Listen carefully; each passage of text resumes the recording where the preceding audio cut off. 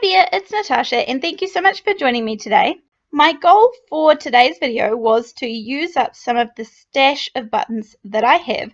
Now I've just shown you one quick card on screen, but I made several of these and kind of had fun with colors and things. I keep most of my buttons divided into color families. And then these couple here, the blues and the oranges, I believe these, for anyone in New Zealand, were from Spotlight. Maybe a long time ago, so I'm not sure if they still have them. I thought I saw them recently though.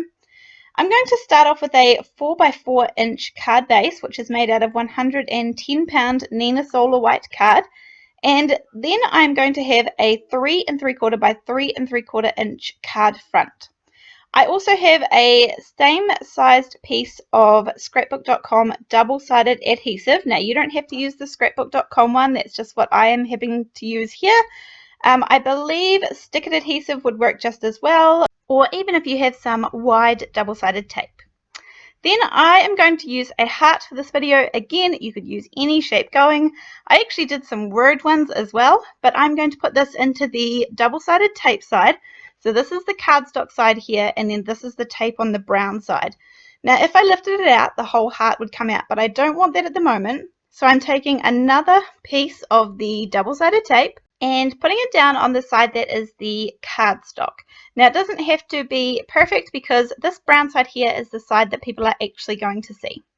Now I just wanted to share with you how I make my own coloured glitter. This is the Distress glitter, the clear rock candy glitter. I'm sure this would work with other types, but this is just the type that I use. Then if you have any alcohol inks, and for this case I obviously wanted to use a blue and an orange, and then I just put some of the clear glitter inside of a little container, squirt in a little bit of alcohol ink, add in a marble, and then shake, shake, shake, and you get nice coloured glitter. Then what I do is I tip it out on a piece of paper and wait for it to dry for sort of maybe half an hour or so, and then it's good to go. So all I'm going to do here is I made an orange one and a blue one to suit the colours of the buttons that I needed. And I have peeled off the heart section of the double-sided adhesive, and I am just pouring over the orange glitter and pressing it all in. I'm using a palette knife to help me, but you could just use your fingers, that would work just as well. And then once I've got that all cleaned up and poured back in, I go over it again with the palette knife to make sure everything is well and truly stuck down to that double-sided adhesive. Now that we have the orange part done, I'm going to move on to the blue part. So I want to remove the rest of the adhesive, and that will allow us to add the blue only to around the outside. Now don't worry if it goes on the orange part, because that is all the adhesive there is all well and truly covered, so nothing will stick to it and it will all come off. And then I just do the exact same thing. I use the palette knife to kind of get rid of the majority of it. Then I pour the excess back into the container and go over it again with the palette knife to make sure that it is all well and truly stuck on. And there we have our DIY coloured glitter background. Now I have used some masking. This happens to be the Gina K one, but again, any masking paper is good. And this is what I found easiest when I was setting out my buttons.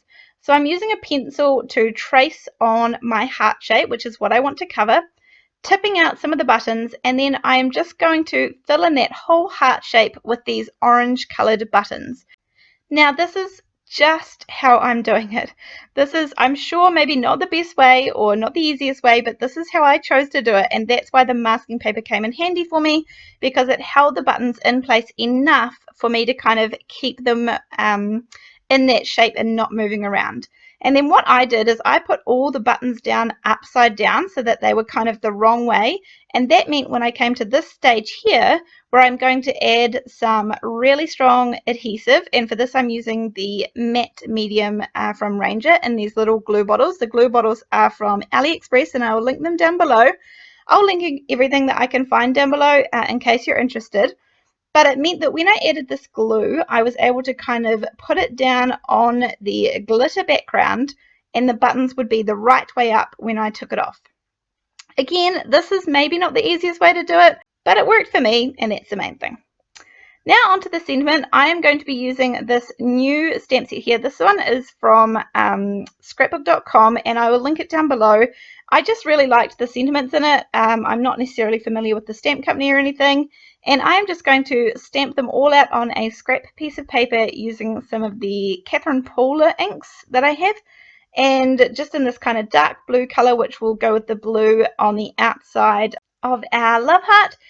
And the reason that I'm doing the sentiment now is because I want the matte medium or the liquid glue to dry on those buttons before I try and remove the masking paper from them. So that's why I moved on to my sentiment, which I have done and dusted, all stamped out. And I actually lost the footage of me cutting out the sentiment, but it was super simple and I just did it with my scissors. I cut out each of the wishing you a separately, and then I did the happy anniversary in one big long banner strip. Again, I just cut it all with my scissors. So then I'm just going to adhere my little card front down onto my card base. Again, this is a 4x4" card.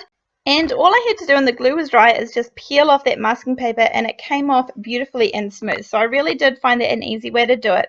But let me know if there's any easier way that you have tried or have seen when doing this kind of technique.